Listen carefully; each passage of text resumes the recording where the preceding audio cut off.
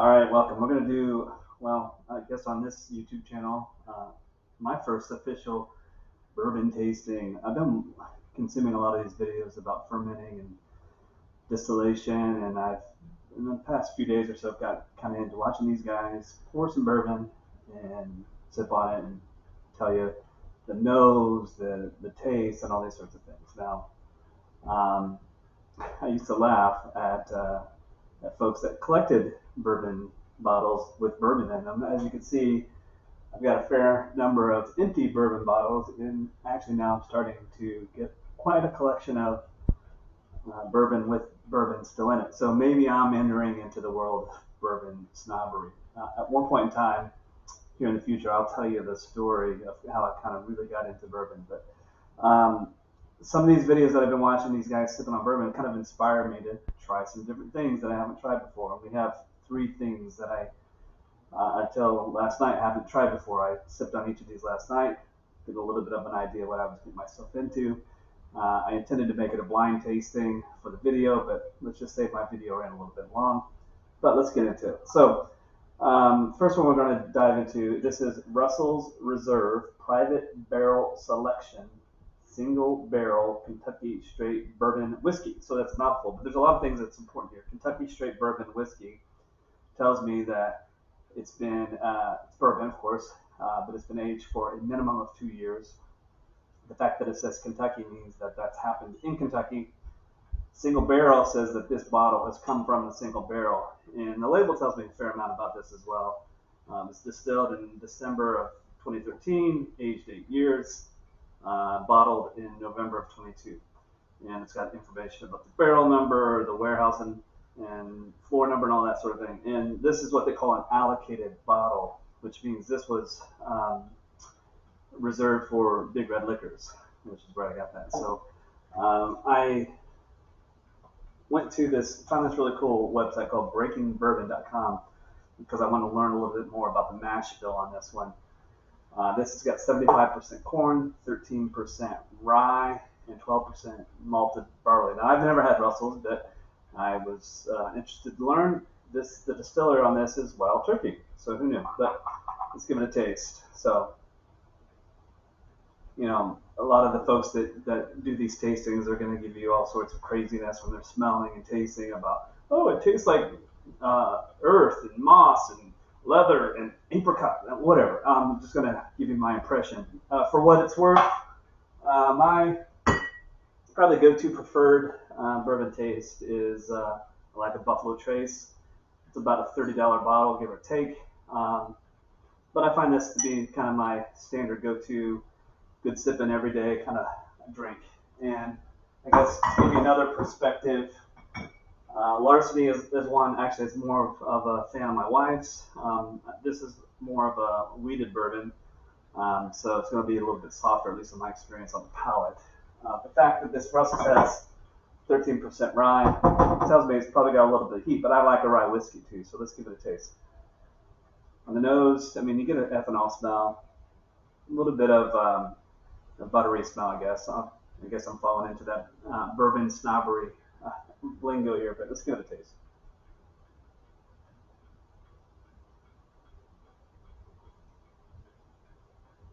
A little bit of cinnamon. Kind of hits you. Ooh, that warms you up nice. And, you know, it's like 5 below zero with the wind chill 25 below right now.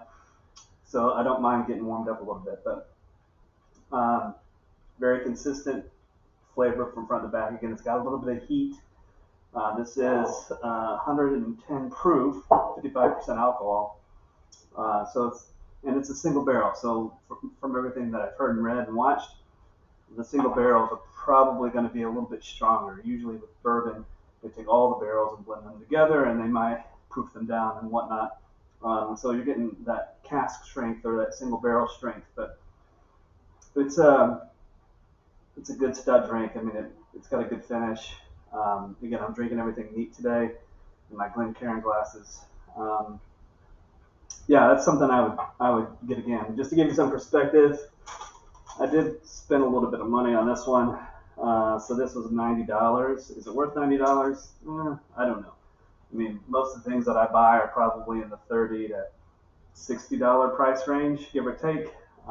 But no, I don't mind that. All right, let's move on to our next one. And the next one is from a distillery I'm not super familiar with, honestly. I hadn't heard of it until I watched one of these videos online. And this is from this is Nulu. Distilled. Let's see let's learn what we can on this one. So Nulu straight bourbon whiskey. So again, we know straight bourbon whiskey. It's been aged for at least 2 years. We don't see the word Kentucky on this one. This also is a single barrel. Proof is 116.6, and it tells us about the barrel and the bottle and whatnot. I don't find a lot of information about the mash bill on this one. So if any of y'all know anything about Nulu and what the mash bill might be on this, I'd be interested in learning about that. So let's give it a taste. Very different nose than the Russells. A lot more ethanol that I smell here. Let's give it a taste.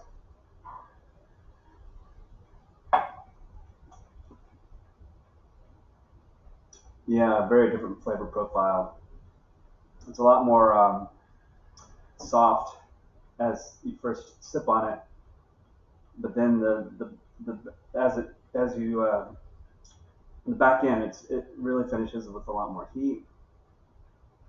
I can feel that one going down a lot more.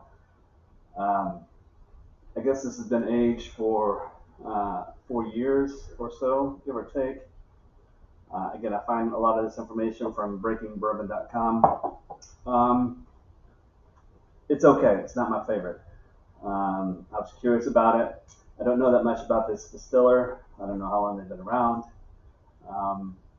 But it was new to me when I heard of it the other day. What's the price of this one? $75. Would I buy this again? Probably not. This one's probably going to sit on that shelf, and every so often may give it another pour. Because what I find with bourbon is that over time, taste profile and things that I liked then might be different than what I like now. So it's kind of good to revisit some things from time to time. All right, so my third bourbon of the day is a little bit of a different product yet still.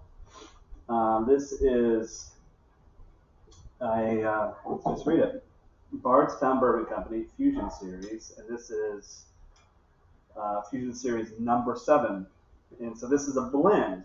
And so Kentucky straight bourbon, so that tells us that all of these whiskeys, these bourbons that are in this blend have been aged for a minimum of 2 years in Kentucky. Proof on this is 98.1, and I won't go through all the details here, but it's got 54% of a 3-year, 10% of a 3-year, 6% of a 3-year, 20% of a 12-year, and 10% of a 12-year. And looking at the mash bills for each of those, this label has a lot of information on it. I don't know if we can get that in there, so maybe you can see that. But you can, again, find a lot of details. I found a full breakdown of this as well on breakingbourbon.com. But, of course, corn, that's bourbon, right? But there's a lot of these blends have a fair amount of rye. There's a couple of them that have some barley, malted barley, and I thought there was one that had wheat, but there's one that has some wheat in it too. So, again, my experience, wheat usually makes it a little bit softer, a little bit smoother front to back. But let's give this one a taste. All right.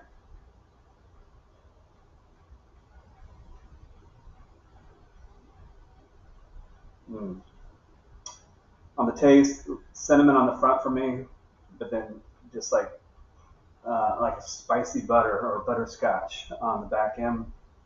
Very consistent flavor profile from front to back. Didn't tell you anything about the nose. I would say butterscotch flavor on the nose. It's a really, really great product. I like this a great deal. So what's the cost on this one? Let's see, let's pick the right one. The Fusion Series, about $47. I like this. So of the 3, and I would get this again. So the 3, I like the Bardstown number 1.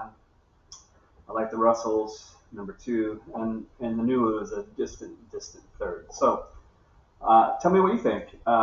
I plan to do some other tasting videos. I got some other bottles to go through, so I'd be thrilled to get your input and your thoughts on things that I should try. Hell, if you want to swing by someday, bring a bottle. We'll do our own tasting together. So just let me know. And as always, appreciate if you can do the thumbs up on the video if you enjoyed it. And if you're so inclined, subscribe and look for another tasting video coming soon.